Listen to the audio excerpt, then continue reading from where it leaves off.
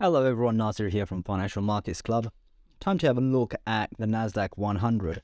Before I continue, if I could just quickly ask you to click the like and the subscribe button for me, please. I'm putting a lot of effort into helping people out here.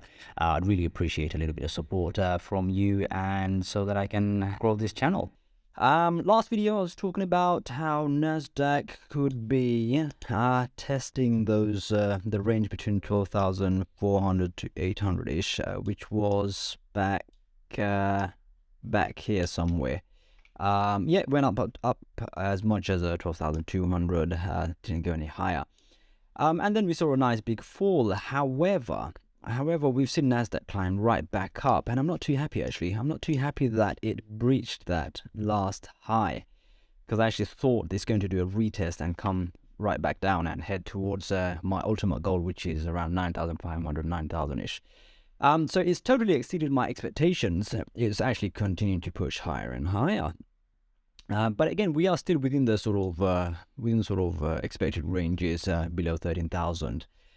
So as long as we sort of persist below 13,000, I think there's a very high probability we're going to continue to head south in the medium to longer term and crawl towards say 9,000, 9,500-ish. So there's a lot more falling to be done. But as I said, I am actually really surprised that it's actually managed to push right back up again.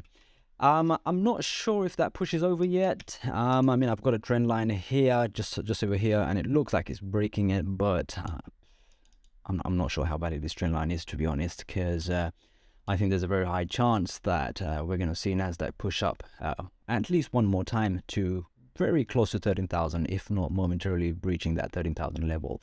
I think 13,000 is quite critical for Nasdaq.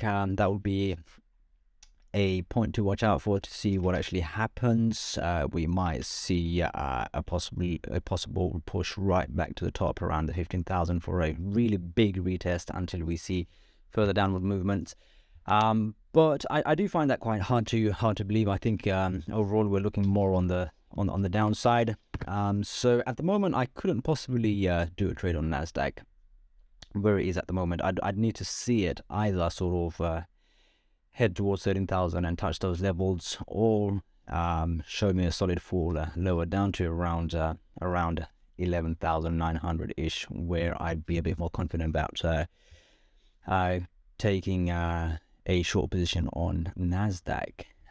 Overall, I think this is heading back down. It's just a matter of when, and if we do head to 13,000 level, I think there's a very high chance we're gonna see it sort of kind of stop somewhere around there and head south, and we're easily coming back down to 11,000.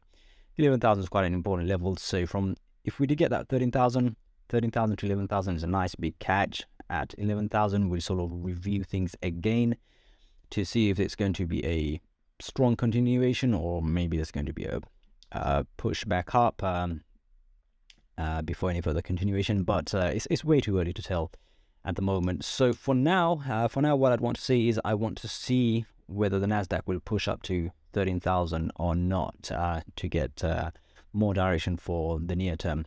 Overall, in the long term, I'm still sitting on Nasdaq coming down closer to the 9,000 level.